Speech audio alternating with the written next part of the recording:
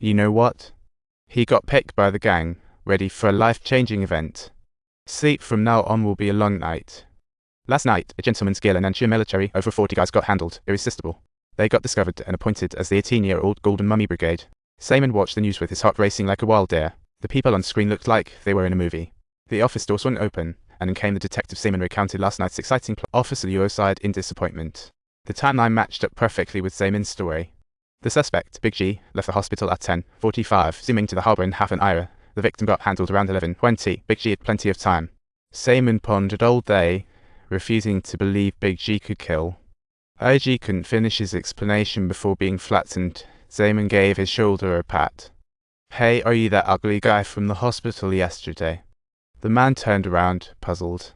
Upon hearing this, Simon promptly removed his glasses and earnestly insisted that he's actually not ugly at all.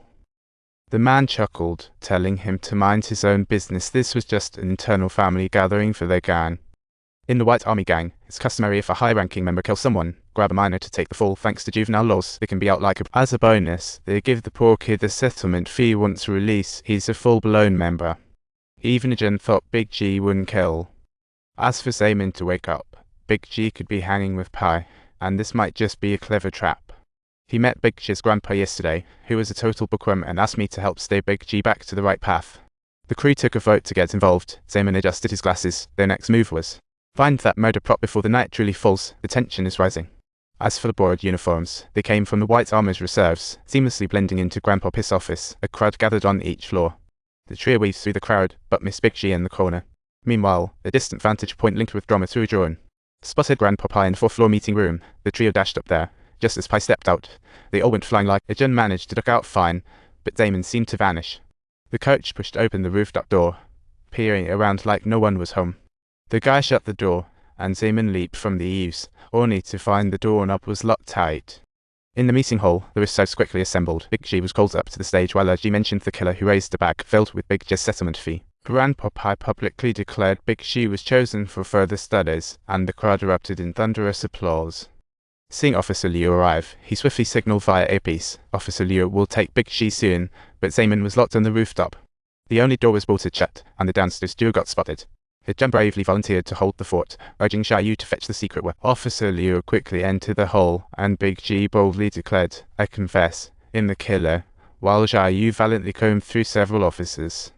Eventually, he found the killer instrument in one office. Just as he stuffed it in the bag, the door swung wide open, and in walked the stone coach. As for the guy hiding under the table, the coach entered the office, and the silence was so thick you could hear a pin drop.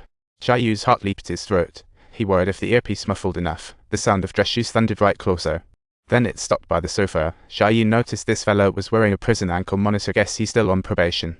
Xiaoyu bolted out of the office only to be yanked back by his hair by the coach. He turned to fight back but got thrown to the ground. Suddenly, his teacher Hanjin called. There's a mistake somewhere in today's homework. In despair, he opened his bag and now filled the notebook, accidentally hitting the killer. From the other earpiece came a warning. Xiaoyu's been kidnapped, walking under the radar. Xiaoyu immediately connected the dots. Xiaoyu, get closer. Keep an eye on Xiaoyu's kidnapper. Suddenly, the drone lost control. The expression was priceless. After a close-up, Mao Nan realized the drone had the name Xiaoyu on it. They were done for. The system notified Big G hopped into a police car. Officer Liu up front asked, Did you kill him? Big G nodded, saying yes. Officer Liu persisted, asking again. What's the grudge? 3 stabs. Big G thought and replied, Just didn't like the guy. Officer Liu lit a cigarette, stating, The victim took a stab. Before the smoke burns down, spill the truth. Tonight he hasn't gone out. Don't rush to answer. Think about your grandpa who's in bed right now. If you go in there, you might not get to see grandpa one last time. 3 minutes later, the coach tossed the treatment into the car. He turned to see Big G. It hit him. This kid flipped. Big G wanted to save someone but got brutally schooled by the coach. The coach's strength was unreal. 2 moves and he was outclassed like a toddler.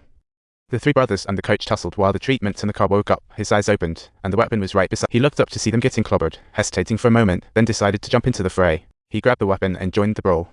Just a few rounds, and they were all on the floor, toothless. Just then, Ming Lindsay strolled down the stairs with nunchucks. The coach laughed. What year is it? Still imitating Bruce Lee? Simon's fire erupted, and he charged. After 10 rounds, not a single punch landed. The nunchucks were snatched, and the coach sneered. You think the legend of spicy strips is strong? Legends are just that, legends. Don't forget to subscribe.